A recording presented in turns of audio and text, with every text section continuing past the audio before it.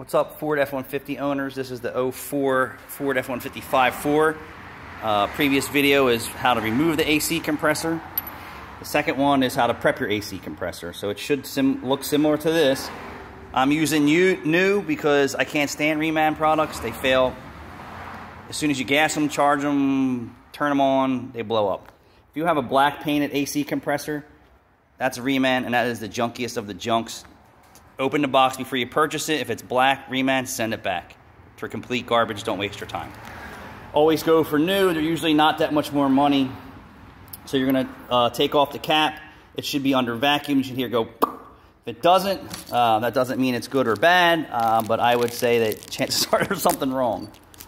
They usually come with new dowel pins. This aligns the pulleys so that it doesn't squeal constantly.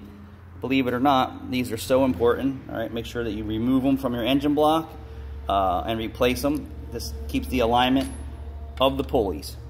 All right, so you're gonna put 2 of those in there. You're gonna fill this with AC oil. If it doesn't have dye in it, I'm gonna recommend putting some dye in it or purchase PAG oil with dye in it. We're using PAG 46. And what you're gonna do is you're gonna fill these holes up and you're gonna turn the clutch and hub at the same time, and you're going to make it suck the fluid in and push it out. I try and run just about the whole bottle through here. Make sure there's plenty of lubricant and the front hub seal gets its lubrication before it's fired up. And then I usually add 1 more ounce of oil and dye when I inject it with the machine. We're going to put it under a 10-minute vacuum, a 10-minute leak test. When I recovered this system, it recovered just about all of it, which was 2.1 something pounds or 2.3. But I suspect that the clutch was given out on it. I'm not really sure, but I seen some grindy things, but I didn't hear any noise coming out of it. But it would run for a little while and then shut off. I replaced the relay, replaced the cycling switch, but I figured let me start with a 200,000 mile part, and then I'll backtrack. Yeah, but that's it. Always fill your compressor. I don't care if it says it comes with oil.